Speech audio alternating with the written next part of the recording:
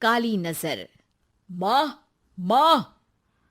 अरे क्या माँ माँ कर रहा है? बकरी का बच्चा है क्या? अरे माँ, मजाक छोड़ो। मुझे फाइनली वो मेन चौराहे वाली दुकान मिल गई है। अब देखना, आपका बेटा दुगनी स्पीड से पैसा कमाएगा।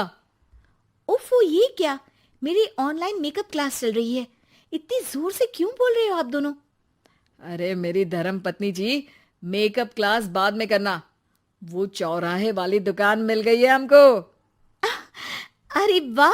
रुको, मैं अपनी माँ को फोन लगाकर बता देती हूँ। अरे मैं भी अपने रिश्तेदारों को बता देती हूँ। कितनी खुशी की बात है। हाँ हाँ, मैं भी अपने दोस्तों को बता देता हूँ। 1 हफ्ते बाद रजिस्ट्री है। बस, घर में खुशी का मौका था। उन तीनों ने अपने अपने फोन उठाए और लोगों में बात फैलाना शुरू कर दिया। और रही सही कसर, श्वेता बहू ने अपने पड़ोस में सबको बताकर कर दी। अरे वर्मा आंटी, अब हम भी जल्दी कार ले लेंगे। घर का रेनोवेशन होगा और ठाट से रहेंगे हम भी। अरे, ऐसा क्या हुआ? लॉटरी बाटरी लग गई है क्या? अरे, इस बार चौराहे वाली मॉल में हमको भी दुकान मिल गई है। दुकान नंबर 21, जो एकदम चौराहे पर है। अब ग्राहक बढ़ेंगे तो आमदनी भी बढ़ेगी ही ना। अरे वाह, कितनी खुशी की बात है। मैं बहुत खुश हूँ तुम्हें इतना खुश देख के। बाकी एक बात कहूँ, सबको मत बताते फिरना। किसी की नजर लग जाएगी तो खुशी की खबर वापस लौट जाएगी। हैं? ऐसे थोड़ी ना होता है। अब डरा रही हो। अरे सही कह रही हूँ। काली नजर कहते हैं इस चीज को, जब आप किसी को कुछ बताओ और वो काम बिगड़ जाए। अरे लेकिन मैं तो। तुमने सबको बता दिया ना? हाँ, फोन लगा लगा के। अब बच के रहना। काली नजर बड़ी खतरनाक होती है। श्वेता इतनी खुश रहती है कि वो वर्मा आंटी की बात पर ध्यान ही नहीं देती, जबकि पड़ोस में और भी लोगों से खुशी की खबर शेयर करती रहती है। अगले दिन राजेश बहुत दुखी होकर घर आता है। अरे बेटा, क्या हुआ? मुंह क्यों सूजा हुआ है? मधुमक्खी ने काट लिया क्या?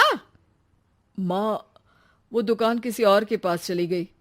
किसी ने ज्यादा भाव लगा दिया। अरे पर बात तो आपसे हुई थी ना उस दुकान वाले की।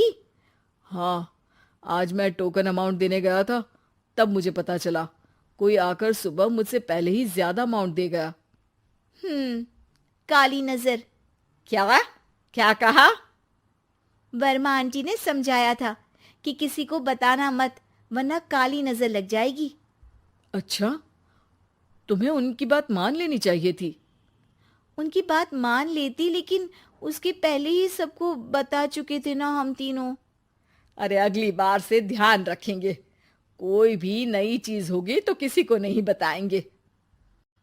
तीनों कुछ दिन ऐसे ही रहते हैं, पर एक दिन श्वेता को एक मेल आता है। राजेश, मेरा ऑनलाइन मेकअप कोर्स कंप्लीट हो गया।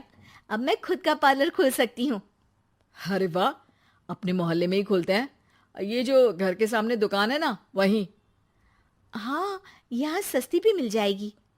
अगले दिन श्वेता वर्मा आंटी के पास जाती है, मिठाई का डब्बा लेकर। अरे आओ आओ, कैसे आना हुआ? जोर से नहीं बोलूंगी। वो सामने वाली दुकान है ना, वहां मैं अपनी पार्लर की दुकान खोलने वाली हूँ। उसकी मिठाई है। अरे वाह, बहुत बधाई हो तुमको।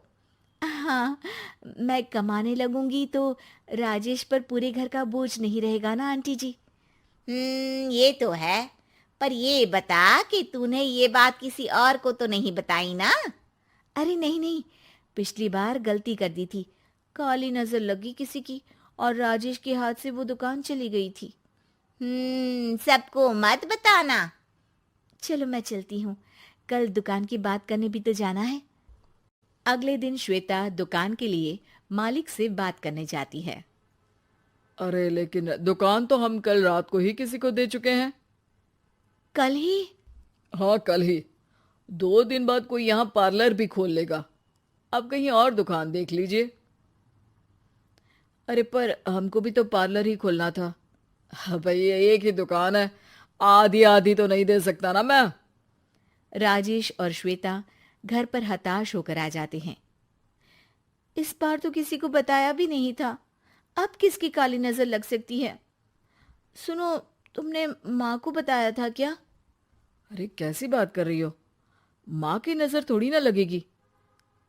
पक्का तुमने किसी को नहीं बताया था ना?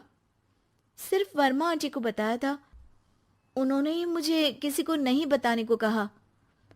अरे यार, तुम भी सही हो, मेरी माँ को नहीं बताने को कह रही हो, पर वर्मा आंटी को बताना तुम्हें जरूरी लगा। अरे वर्मा आंटी ने ही तो काली नजर के बारे में बताया था ना, वो हमेशा हमारा भला ही तो चाहती हैं। मेरी माँ भी हमारा भला ही चाहती है। अरे पर चिल्ला क्यों रहे हो? बात नहीं कर सकते क्या आराम से? नहीं आता वो आराम से बात करना, और करना भी नहीं चाहता हूं मैं। दुकान जाने का दुख गुस्से में बदल गया था और राजेश और श्वेता में बात बंद हो गई थी।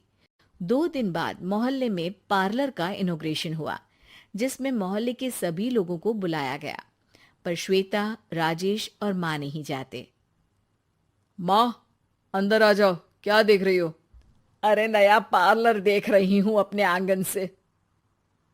देखो, माँ को दूसरे का सुख देखने में कितना मजा आ रहा है, मेरा दुख नहीं दिख रहा इन्हें। यहाँ मेरा पार्लर भी तो हो सकता था। अरे चुप रहो यार, हर बात में लड़ाई क्यों ढूंढ रही हो? राजेश और श्वेता फिर बहस करने लगते थे। तभी माँ ने दोनों को बाहर बुलाया। अरे जरा देखो तो, दुकान चलाने वाले का बोर्ड पर नाम क्या लिखा है? श्रुति वर्मा। गाड़ी निकाले बेटा, हमें कहीं जाना है। काली नजर का इलाज कराने? राजेश अपनी बाइक निकालता है। तीनों ट्रिपलिंग कर रहे हैं। माँ राजेश को उस मॉल वाली दुकान पर लेकर जाती है जहां राजेश अपनी दुकान खोलने वाला था। यही दुकान लेना चाहता था ना तू? हाँ, पर इनको भी दुखी करने लेकर आई हो क्या यहाँ पर दुकान दिखाकर? वहां काफी नहीं था? अरे श्वेता, थोड़ा सब्र रख, अभी पता चलेगा कि हम यहाँ क्यों आए हैं। बता, इस दुकान चलाने वाले का नाम क्या है? अनुपम वर्मा। कुछ समझ में आया? वो दुकान वाली श्रुति वर्मा, ये दुकान वाला अनुपम वर्मा, और हमारे पड़ोस में हमने उस दुकानों के बारे में बताया किसको था? अब वर्मा आंटी को। मतलब वर्मा आंटी ही हमारा काम बिगाड़ रही है? नहीं नहीं, ऐसा नहीं हो सकता, ये बस इत्तेफाक है। राजेश अपना फोन निकालता है और श्रुति वर्मा और अनुपम वर्मा के नाम फेसबुक पर सर्च करता है, जहां ये दोनों ही वर्मा आंटी के रिश्तेदार होते हैं। श्वेता को समझ में आ जाता है कि वर्मा आंटी की ही नजर खाली नजर है।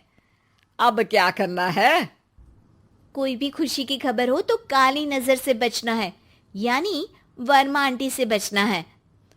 अरे पर मुझे ये समझ में नहीं आया कि वो हमारे साथ ऐसा क्यों करेंगी। अरे बेटा, एक सीख है,